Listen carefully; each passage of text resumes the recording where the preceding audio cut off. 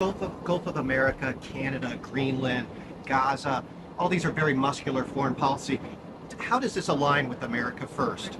Because it makes us bigger, stronger, and better, and more protective. We need Greenland because of national security, international security, world peace.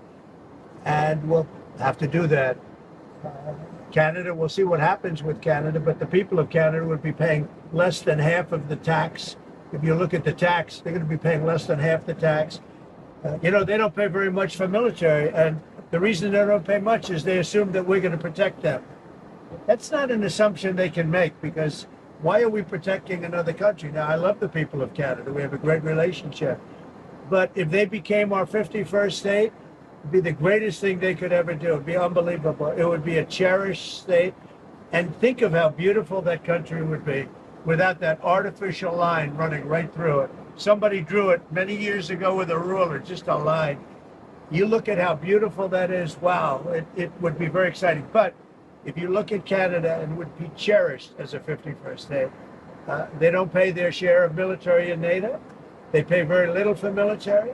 They're not protected at all. And the reason is they think we're going to protect them. The other thing is we subsidize them to the tune of about $200 billion a year.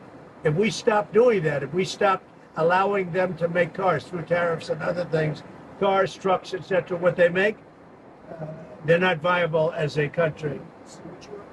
Would you agree that it's a more aggressive foreign policy than your first term? And why is that? It's more aggressive. It's better. Why? Because I think I've had a lot of experience. And in my first term, I was fighting everybody because they were very aggressive toward me. I always said survival and taking care of the country, not necessarily in that order. But I had to take care of the country, but I had a bunch of lunatics like Pelosi and all of these people. They fought me, and we won. And, I had a lot of other things that were going on there. This time it's much more, they've lost their confidence. I think they've lost the respect of the American people with, men participating in women's sports, with open borders, with transgender for everybody, for all the things that they're doing is so bad. When you allow people to empty their jails into your country with prisoners, killers, their mental institutions and insane asylums into our country, this is what they're doing.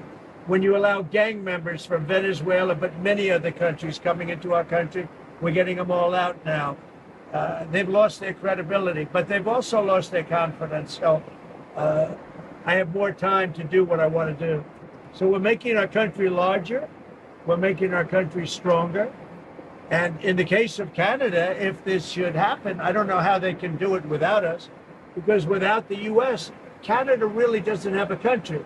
They do almost all of their business with us.